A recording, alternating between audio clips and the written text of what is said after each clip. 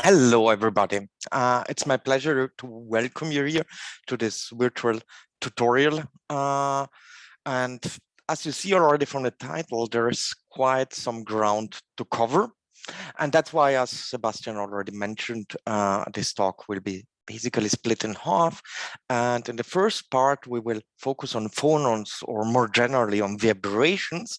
And then in the second part, we will also account for the electronic degrees of freedom and the coupling to it. And in the middle, we will have a short break also to have a short Q&A and to see what was clear and what maybe was not so clear. So let's start immediately with the topic. So actually, if we think about solids, crystalline solids, we usually have this picture of an idealized crystal structure in which we have an infinite grid of mobile atoms with perfect periodicity. And this works well in our mind to describe that, and also works well in electronic structure code. But the reality is quite different. If you would look in a solid, nothing is in perfect symmetry. Everything moves, even at 0K, due to quantum nuclear effect. So the perfect periodicity is disturbed, and a lot of different physical effects arise from that. And especially there are a lot of observables and material properties that we cannot compute accurately if we do not account for the fact that the nuclei move. And here I would just want to give a very short overview of what can happen. For instance, even the equilibrium properties at 0K can be affected by the 0K quantum nuclear motion, and this can affect lattice constant, cohesive energies, and elastic constants. If you go to finite temperatures, there are many properties like specific heat, lattice expansion, phase transformations that require you to account for the nuclear motion. And there are also thermodynamic non-equilibrium transport properties. This includes charge transport, this includes heat transport, but also the coupling of the two, the so-called thermoelectric transport. And last but not least, what is somehow related to that is the interaction of a matter with radiation like X-rays, infrared, and neutrons. They often have important features that depend on the motion of the nuclei. And to understand how to best deal with these problems, we'll start with one of the most basic approximation when treating motion in a solid, and this is the harmonic approximation. And despite the fact that most of you have probably heard about that in your solid state lectures, let me reiterate on that very shortly to give you an idea what the basic ingredients are and how we compute them from first principles. So in the harmonic approximation, we do a very simple and straightforward approximation. We approximate the potential energy surfaces, which depend on 3 times the number of degrees of freedoms, with a Taylor expansion around the static equilibrium, so where relaxation would end you up. And then we get different terms. The first term obviously is the static equilibrium energy, a trivial term. Then we would get the first derivative in this Taylor expansion, but the forces vanishes in equilibrium. So this term does not contribute.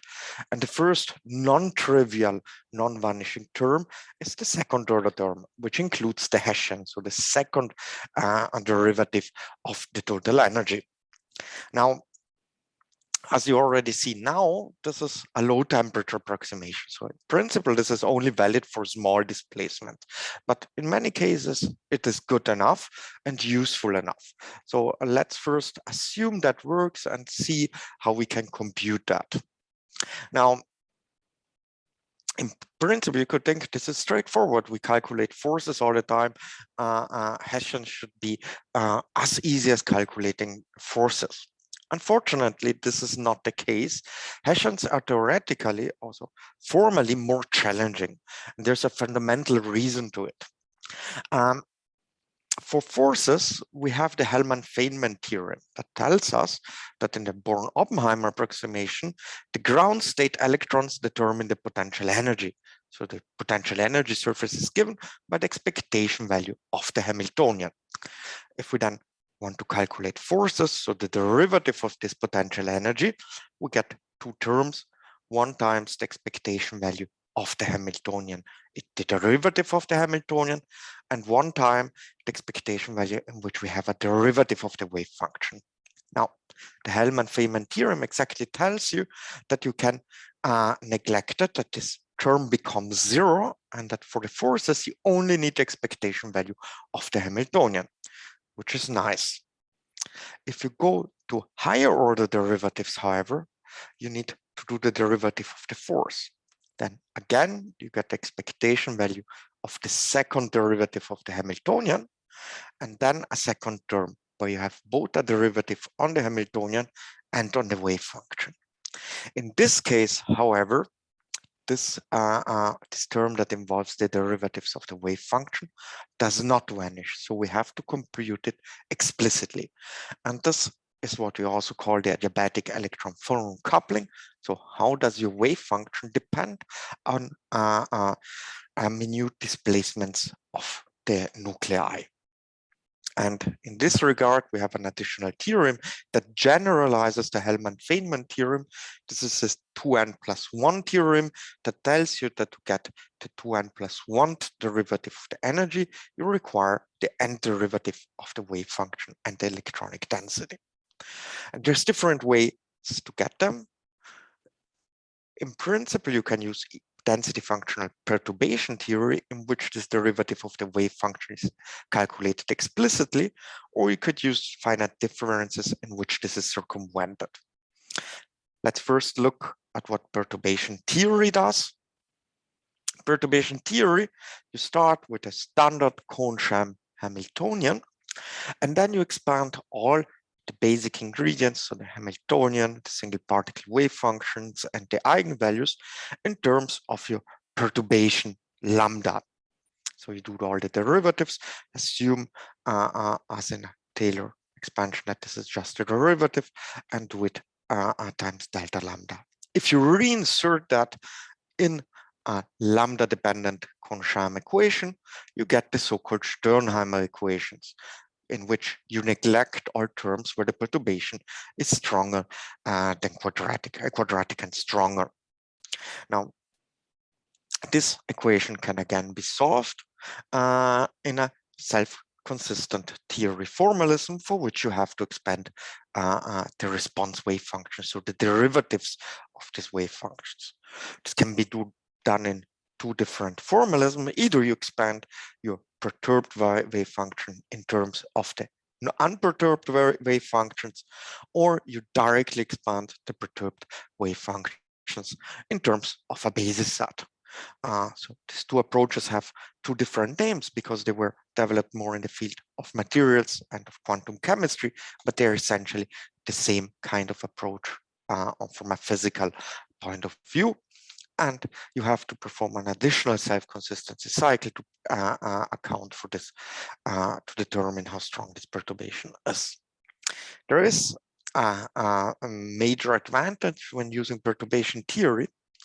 If you look at the normalization conditions for your wave function and for the perturbed one, you discover that the phase of the perturbation can be freely chosen. So you have can choose that as you wish, and you can even choose that to be non-commensurate with your actual unit cell. And that means that you can treat extended perturbations larger than your unit cell, even with unit cell calculations, by adjusting the phase accordingly. And by this means, you can then run, for instance, a calculation to look at on how your electronic structure would respond to an electric field. And the general formalism is relatively clear. You start with a DFT calculation. Once you have the ground state density, there comes an additional self-consistency cycle that deals with all the responses. And once both the ground state electronic density and the response density is converged, you can calculate the respective observable, in this case, polarizabilities and dielectric constants. Here, for instance, you see a benchmark for finite system molecules where we calculated the polarizability of different molecules as a comparison between perturbation theory and finite differences, and also for solids in which one can look at the dielectric constant at infinity to see that there is a very nice agreement both with previous theory work and experiments. So this, by this means, you can calculate the response for electric fields. In a very similar fashion, you can, instead of introducing a perturbation that is just on electric fields, you can include a nuclear displacement as a perturbation.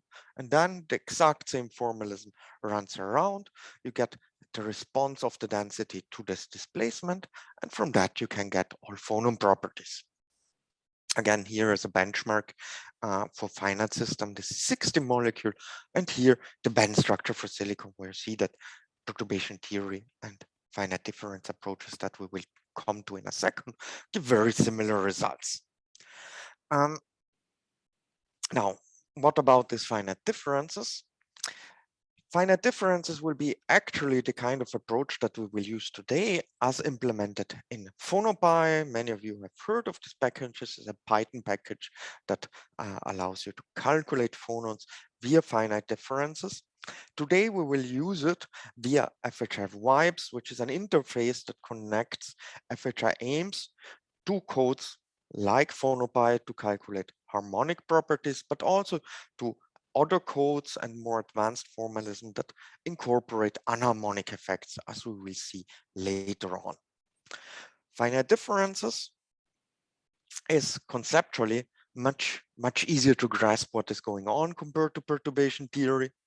What one does, one calculates the Hessian explicitly by doing finite differences of the forces. Since we know that the force in equilibrium is zero, we in principle just have to compute how the force, the non-vanishing force, how strong this is when we displace an atom by a finite amount epsilon. The problem here is rather that these calculations can become relatively large, relatively fast. Think about a very simple system with just 2 atoms and a unit cell. We would already have 6 degrees of freedom. That means a matrix with 36 entries. And this would already require 60 displacements and displacement calculation. Here we can exploit symmetry by doing a space group analysis. We can discover that there are actually only 5 unique non-zero entries, and with only 5 unique zero entries, only 1 displacement is needed to determine all of them in an unambiguous way. And so symmetry is a major help in this kind of finite difference approaches. Then we can get the Hessians. So far, we have stick to these Hessians as speaking of finite system, like with molecules, where you have n number of atoms and then 3n degrees of freedom and 9n square dimensions of the Hessians. In solids, however, we have similar relationships, but the actual number of atoms that we have to deal with, remember, the vibrations break the periodicity, go towards infinity. So would appear at first sight that we would need to calculate an infinite number of displacements to determine the Hessian accurately. Fortunately, this is not the case because we can employ periodic boundary conditions also in this case. How does this work? As you know, in periodic boundary conditions, we have a unit cell and then all periodic images of that. And by this means, we can map a problem that happens in real space with an infinite number of degrees of freedom to reciprocal space, in which we only have a finite number of degrees of freedom, so the ones in the unit cell, but get an infinite number of reciprocal space vectors, Q, that describe the dependence, so how this changes along the periodicity. The mathematical transformation is actually a Fourier transform that changes from a real space Hessian to a reciprocal space, so-called dynamical matrix that depends on Q. And the nice thing, and this is very similar to what you've learned about electronic structure theory, is that this Fourier transform can be truncated since the Hessian is relatively short-sighted. So if atoms are very far away from each other, the actual influence when displacing one onto the other becomes zero. So you can truncate this Fourier transform and get from a finite Hessian with a finite number of non-zero entries a dynamical matrix that is known for the whole reciprocal space. In practice, we just get this dynamical matrix. If we reinsert it in the equation of motion for the nuclei, we see that the equation of motion becomes an eigenvalue problem that decomposes this motion in 3n independent harmonic oscillators with frequency omega. And the analytic solution is nothing else than a superposition of these independent harmonic oscillations. In praxis, we get a so-called dispersion, so Q-dependent frequencies that look like that. And let's have a short look at what this actually means. For instance, if you look at gamma for Q equals 0, this means that these phases become 1. And in that case, we have a motion in which periodic images of the unit cell are all in phase. So in green, you see such an acoustic mode. And if all atoms are in phase, this would just be a translation of the whole crystal. Obviously, this has zero frequency because there is no energy to be gained or lost by this means. And in blue, you see the optical one, in which the atoms within a unit cell vibrate against each other. And this happens in each adjacent periodic image. On the contrary, if we switch to the border of the Brillouin zone at X, we now get a phase factor. What does this mean? Now, atoms in neighboring unit cells have opposite phase. So here, this unit cell vibrates into an opposite phase as this one, both for the acoustic modes and the optical modes. That is why we get two finite frequencies here. More generally, we can say that we have 3 acoustic modes in all crystals. That is, they vanish at gamma due to the translations, and they typically have a strong, typically linear dispersion close to gamma. And then we have 3n-3 optical modes that feature much less dispersion usually and have a frequency, finite frequency, even at gamma. Now, this is PowerPoint physics, but if you switch back and look at the real band structure here, for instance, for as computed for silicon, and we'll do these computations today also yourself, you can see these acoustic frequencies, you can see the optical frequencies, and you can recognize the features that we discussed before. Such vibrational band structures are nice, but there is much more to be learned from those calculations. For instance, we can integrate this up over the reciprocal space, and then we get a density of states, and this is a particular useful quantity to also later account for thermodynamic effects, since it incorporates everything in an energy-dependent fashion. And to do that, we can then dress each state at each frequency, which is the respective energy that it would carry at a specific temperature.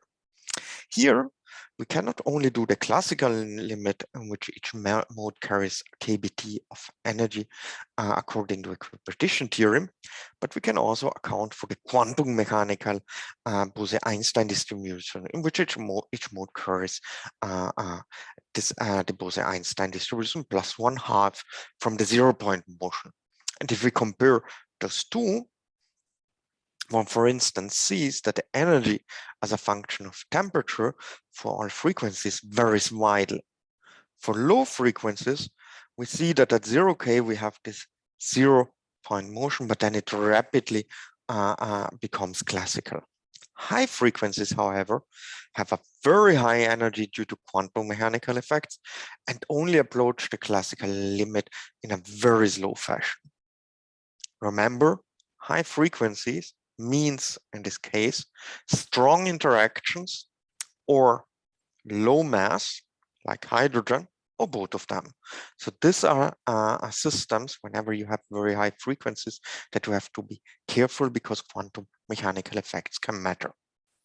Now, putting this kind of distributions into the respective harmonic free energy expression, we can calculate harmonic free energies. So this incorporates the static equilibrium, the 0-point vibration. So we do that via the density of states, and then the thermally induced vibrations.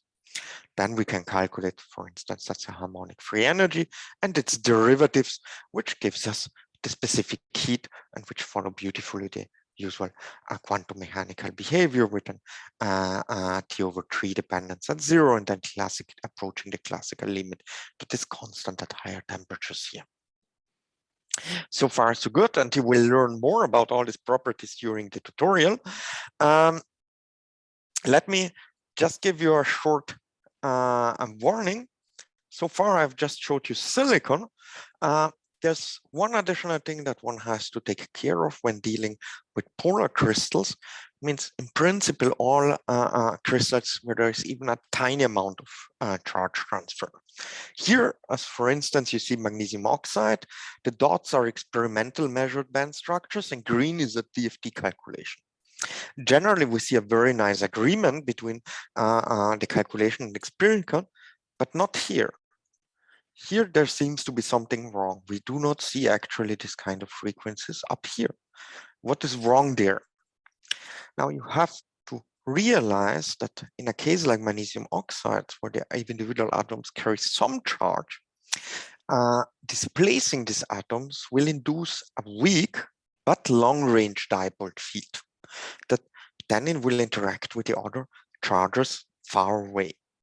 In the short range, that means close to the Brillouin zone boundary, all other interactions are so strong that we don't really see that kind of interaction. So this is why we have a almost perfect agreement with experimental over here. But in the long range, so close to gamma, when all interactions, other interactions become weaker and weaker, this dipole-dipole interaction, which decays like 1/R6, is still present and gives you an additional influence and gives us a so-called splitting of the energies of longitudinal and transversal modes. And because obviously now the energy of a charged particle that moves along the field or transverse to the induced field is different. How can we account for that?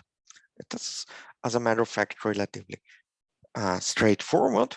We have to first calculate what the actual charge of this atom is. This is done using Born effective charges. Don't be misled, these are called charges, but it's actually a tensor. It's the derivative of the polarization. The polarization itself is a vector, it's a dipole vector. Then you do the derivative with respect to all nuclear degrees of freedom, and that's how you get a tensor for each individual atom. Similarly, you can calculate the dielectric constants, again a tensor that tells you how good the electrons are at screening such dipole interactions. And then putting these two ingredients together, you can add this additional interaction to your dynamical matrix that has a Q dependence, as you would expect. If you do that, you end up with a corrected DFT calculations, or actually with a corrected phonon band structure that now nicely reproduces the experiment. And this is something that you have to take care whenever you deal with crystals that include more than one species, because in that case, there could be a finite charge transfer. So far, so good. But so far, we're still stuck to a harmonic description of the crystal. What about anharmonicity? I told you in the very beginning that the harmonic approximation is only valid for small displacement, and that one has to be careful when dealing with it, because when we have anharmonic effects, so when the real potential energy surface differs from the actual harmonic one, one can have strong influences on the actual observables. However, it's not that easy to actually quantify anharmonicity. Here, in such a case, you could say that anharmonic effects and are indeed negligible in the harmonic approximation is good. Here, the situation becomes a little bit more complex. Obviously, when you're at small displacements, the harmonic approximation works well, but definitely not when you have high temperatures and you become your dynamics leads you to this kind of region. You can have systems where potential energy surface is much more corrugated in some parts. I don't describe at all by the harmonic approximation. Then there's also the famous case where you have so-called imaginary phonon modes, so modes that would point downwards, where you're actually not at a minimum, but a saddle point of the potential energy surface. And it is useful to be able to quantify these different situations and to disentangle them, to know what one is dealing with. And for that, we have developed a metric for anharmonicity quantification that actually does what we have done before in a more mathematically sound way.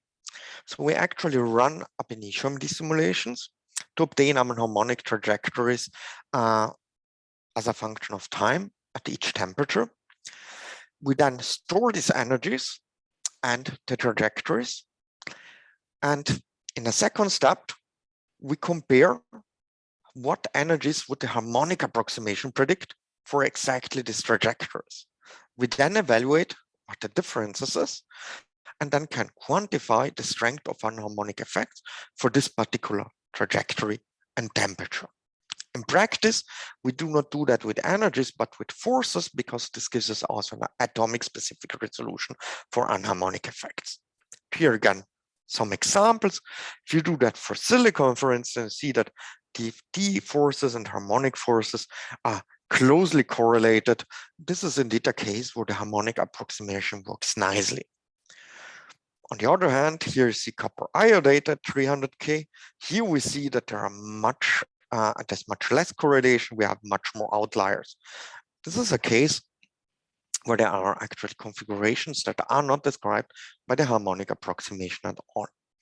And to quantify the situation in a single number, we calculate the standard deviation. So essentially the broadness of this distribution here. And this gives us the so-called anharmonicity matrix sigma R. And you see it's 0.15 for silicon and 0.65 for copper iodide. And what this means in simpler words is how much do anharmonic effects contribute to the forces on average. In silicon, it's just 15%. In copper iodide, it's 65%. So here, anharmonic effects are really a driving force. And one can go over many materials and different test sets of material, including rockset, zinc blende, wurtzite, perovskite, to see how important and and when such effects are important. For instance, at 300K, we see that in such a material test set, many materials are indeed almost perfectly harmonic with small degrees of anharmonicity around 10 to 15% or less. But even in that case, some outliers exist that have more than 40% anharmonic effects. If you go up in temperature, this distribution changes quite significantly. There are very few materials that are still harmonic at 700K. And on the other hand, more than 40% of the materials start to exhibit strong anharmonic effects, and anharmonic effects become the dominant mechanism in many of them. Especially, and let me highlight that, if you look at more complex materials like perovskites, here's cesium lead iodide here at 600K, see that there is some. Here, the cesium, for instance, has almost no correlation anymore. So here in this more complex functional materials, you can have strong anharmonicity, and it is important to account for that. Now, so far, this might seem like a very academic discussion, but interestingly, this anharmonicity has also a correlation with experimental thermal conductivities. You see that good thermal conductors have very low anharmonicity, and bad thermal conductors have strong anharmonicity. And we will see in a second why this is like that. We will discuss that again for two examples. One, as a very harmonic material, silicon, which has a huge thermal conductivity, and it's used, as you all know, in semiconductor technology. And the thermal conductivity of this material is very important because over the last decades, we have seen a miniaturization that has led to enormous transistor densities. And this leads to local hotspots at the nanoscales that degrade the lifetime. So on the technology roadmap, it is important to understand and improve heat transport to cool down these local hotspots in next generation CPUs. As a secondary example for more anharmonic materials, we will look at zirconia oxide that is used as thermal barrier coating in turbines. That means that in this kind of turbines, this ceramic is put as a tiny layer, 500 micron, half a millimeter at most, on top of the superalloys that are inside this turbine. And by this means, this ceramic layer can protect the underlying superalloys from the extreme temperatures generated during combustion in the gas phase. This does not only increase the longevity of such turbines, this insulating behavior also allows you to increase the temperature, the combustion temperature, actually, and that saves fuel. So roughly speaking, by each 100 degree you can increase the combustion temperature, you save 1% of fuel.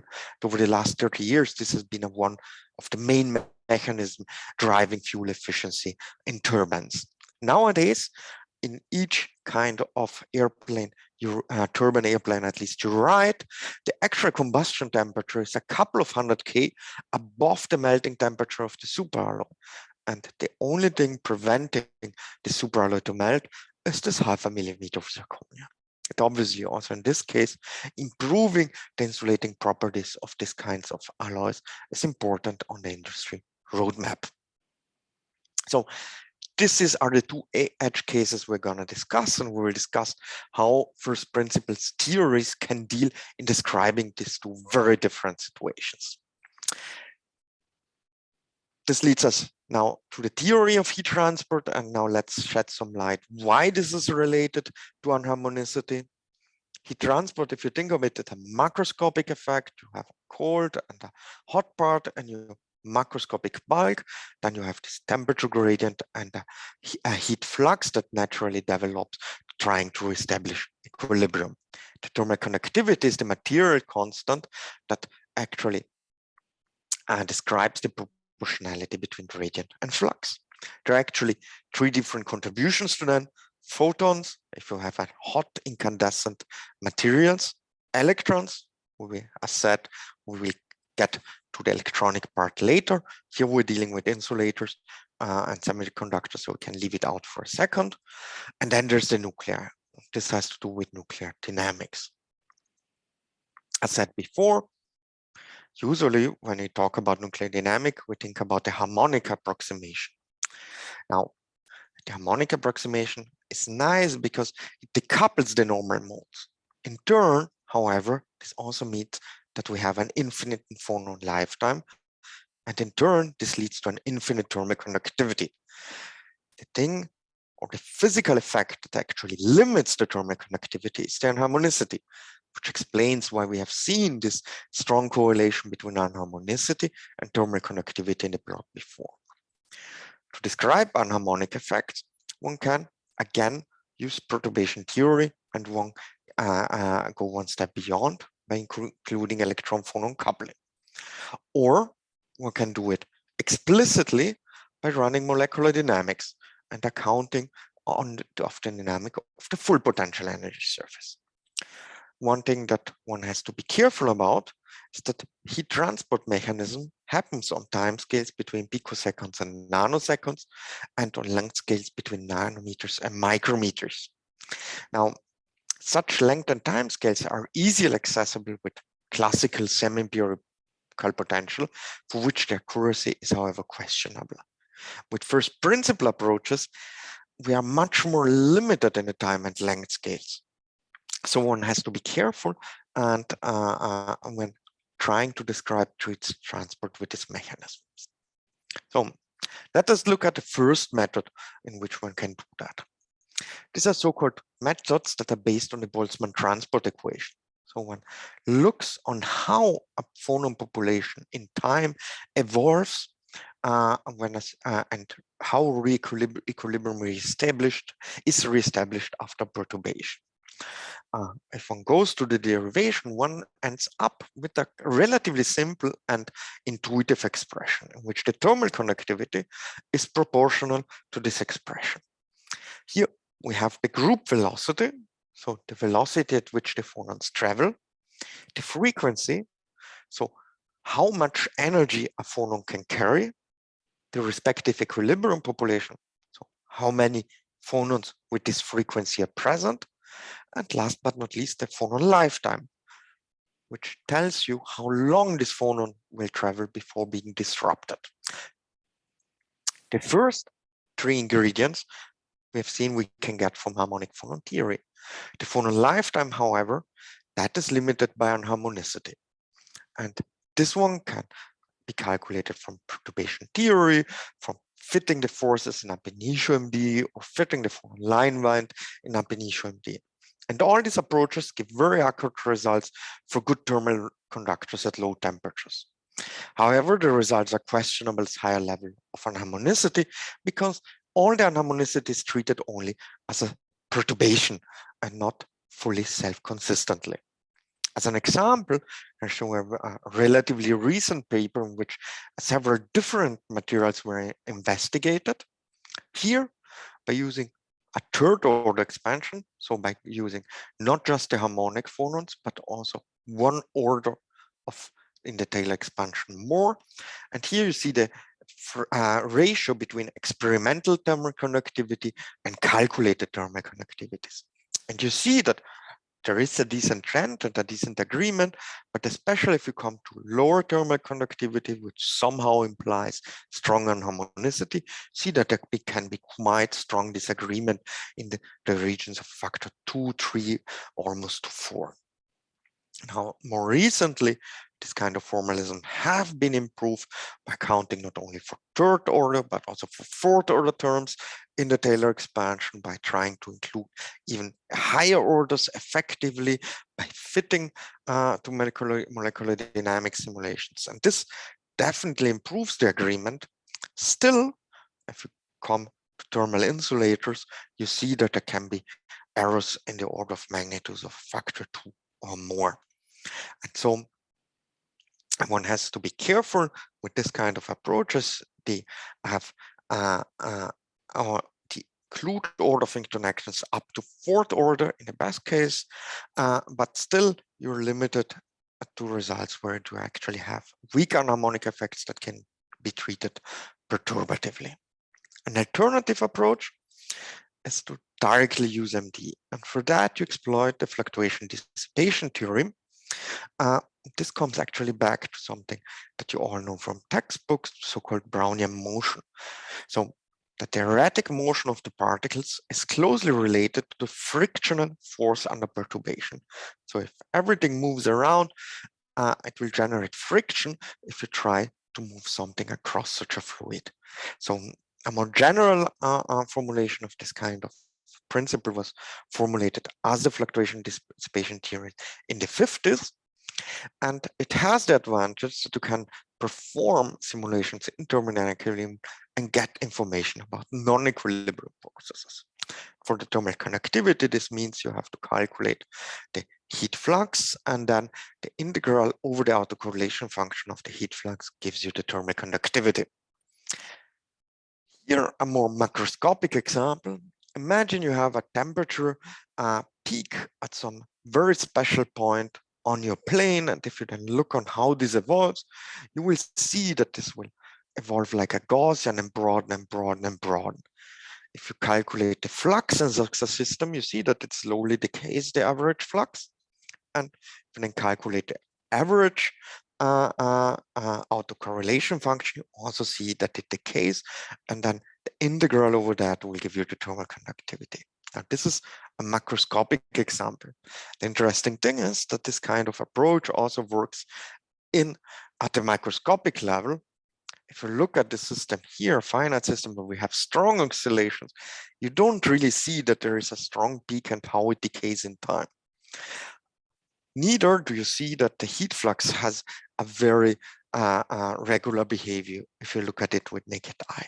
The autocorrelation function, however, gives a similar smooth dependence, so you can again integrate over it and extract the thermal conductivity. In praxis, this means that you have to calculate the heat flux in your first principle calculations.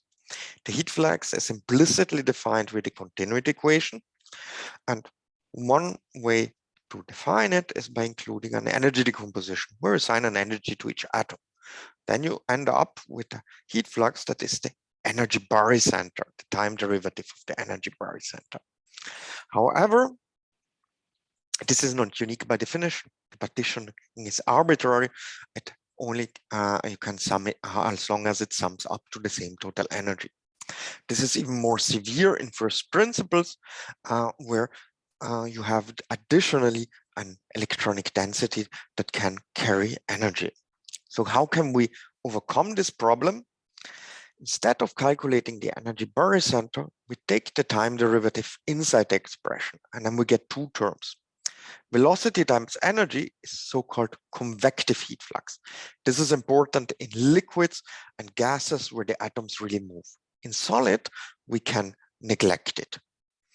There, only the virial heat flux enters. And since we have a derivative of the actual energy, this gives us a force that does not depend on partitioning, and it can be mapped on photon transport formalisms.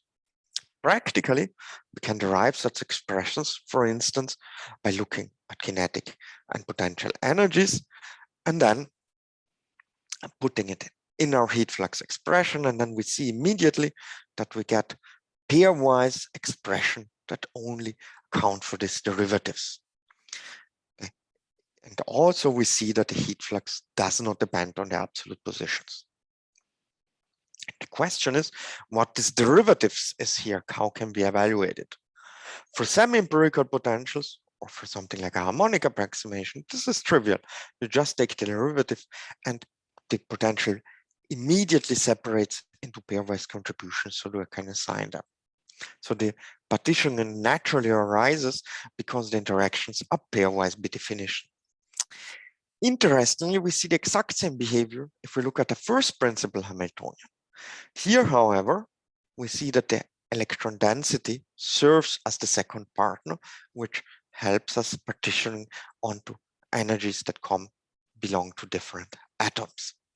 Now, this gives us a well-defined partitioning that is continuous in R, and that is unique since it only depends on the electron density. We put all of that in and then get a unique and well-defined definition of the heat flux that we can evaluate. In praxis, it turns out that this is nothing else than the virial of atom I. So the contribution of atom I to the internal stress of the system or to the work that needs to be done against the field of each all others. Now, the actual implementation in a code looks a little bit more complex, but in principle, you see that it has the exact same kind of expression. It's always a distance times a derivative, so it's uniquely defined. If you now apply that to a system like ZIRCONIA that we have seen before, what you see is that one gets out a thermal conductivity that is actually quite nicely in agreement, much better than a semi-empirical potential would be, and that actually is in close correlation to experiment. The nice thing about here is that, for instance, this semi-empirical potential was not able to get any results beyond 1500K because the MD would explode. This shows you the advances of a first principle method that allows you to go smoothly from 0K up to the melting point of the system.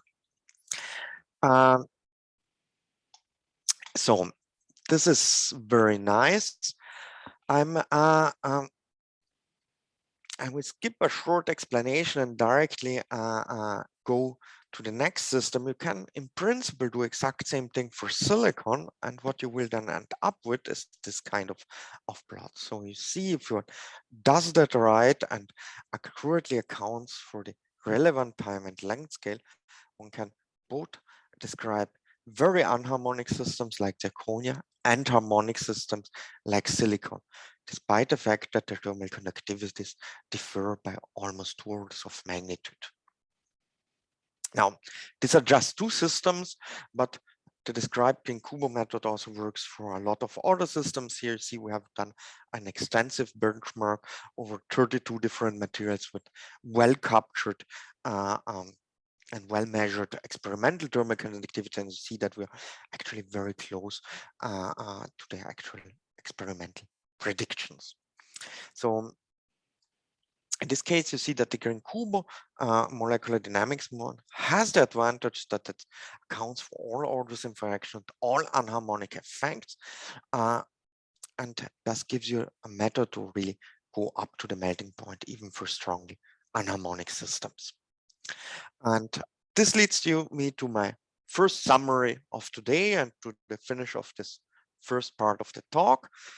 Hope I could give you an idea what the harmonic approximation are and how it works under periodic boundary condition, and that this is very useful to approximately assess the dynamic and thermodynamic effects at low temperatures. Now, you will deal with that during the tutorial of today in much more detail, but also keep in mind that the harmonic approximation becomes increasingly accurate at elevated temperatures. And if you want to deal with material properties that deal with transport, like the thermal conductivity, anharmonic effects are decisive in their calculations. And with that, I thank you very much for your attention during this first talk, and I'm looking forward to your questions. Thank you, Christian. We have already 2 questions in the chat. Maybe you can just raise your voice, Omolulu, and ask a question yourself if you want.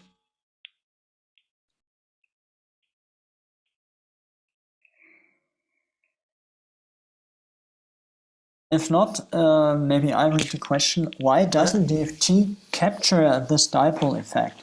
If one uses a supercell, increased size of box, would DFT capture this effect? Yes, indeed, DFT would capture that effect. That would not be a problem, but usually you really, I think, have to go to very, very large sizes of supercells to capture that. You may have to realize, let me go back to that slide.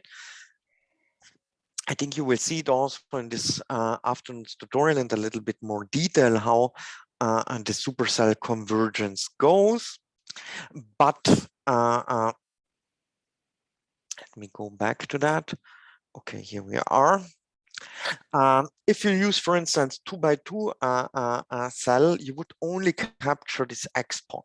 And here, obviously, you don't see this dipole interaction. Now, if you get to a 4x4, you would be somewhere here, where there are some influences, especially if we compare it to the slide before. But not even that strong. So this is, and a 4x4x4 supercell involves already a lot of atoms. Now, 8x8, you would be somewhere here and you probably would start seeing it, but it's a huge numerical effort. So it's much easier to do it the other way around. And you have to keep in mind, magnesium oxide is one of those materials where this kind of effects are particularly prominent and range a lot into the brilliant zone. Some other materials, for instance, only range up to 10% away from the gamma point, and that would mean 10x10x10 supercells and larger. So you're completely right, DFT would capture it, but the supercells are typically prohibitive in routine calculations. Yeah, thank you, Christian. And there's a second question by Mei Li. Mei Li, would you like to ask this question yourself?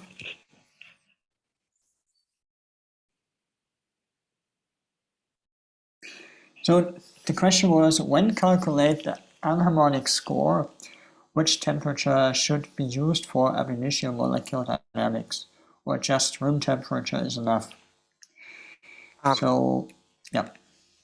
This depends very much on what you're looking at. So the anharmonicity score is a temperature dependent effect. So you get different, as you see there in this, when going and looking at different temperature, the anharmonicity score obviously changes when changing the temperature of your initial MD.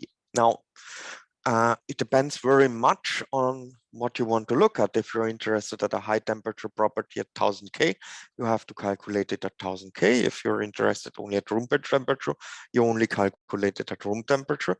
And so your mileage may vary at what you're actually interested in. And I see there's a follow-up on there. Yes, but the force constant info is always based on the ground state structure at 0K, because that is the 0K harmonic approximation of as a reference. So you want to check what really changes between going from 0K to a finite temperature.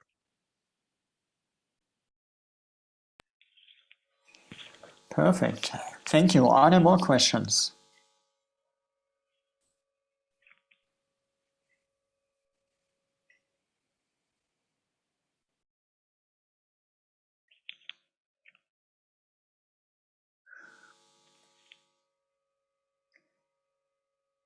No more questions?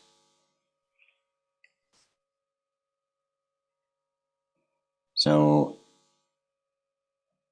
this anharmonicity quantification is also implemented in FHI-aims, is that correct? Yes. So for instance, this is one of the features that separates FHI-aims from other packages. So you can, as you will see today, you will learn how to do the harmonic calculations with PhonoPy, but then you can also do, for instance, this anharmonicity quantification, run molecular dynamics, and really check how a fully anharmonic MD compares to a harmonic PhonoPy calculation. And so this is so it encompasses different packages, so to really go towards strongly anharmonic dynamics. Or for instance, also the Green-Kubo method and routines to calculate stuff efficiently with the Green-Kubo method are implemented in FHI-aims. Okay, thank you. So I would have a question then maybe. I looked a little bit into FHI-aims, and it uses ISA as this overall framework. Yeah. Are there possibilities to use other calculators, for example, for MD simulations or also the harmonic calculations? For sure. I mean, if you're comfortable with ASE, and I mean, this is something that we did in FHI-aims as well. If you go over the vibes tutorial, there we use also semi-empirical potential, something like argon. I think we use the internal ASE calculator, but you could use, I mean, a LAMS calculator or a machine learned potential or any other electronic structure code with FHI-aims, as long as it provides the respective output that is needed. I mean, forces and energies are typically provided for everything, but something like heat fluxes are not provided by all electronic structure codes. Okay, and then the ISE part would convert the respective force calculations into the correct format. Exactly. This is the idea, that you just change the calculator so it's agnostic to what is happening. Thank you.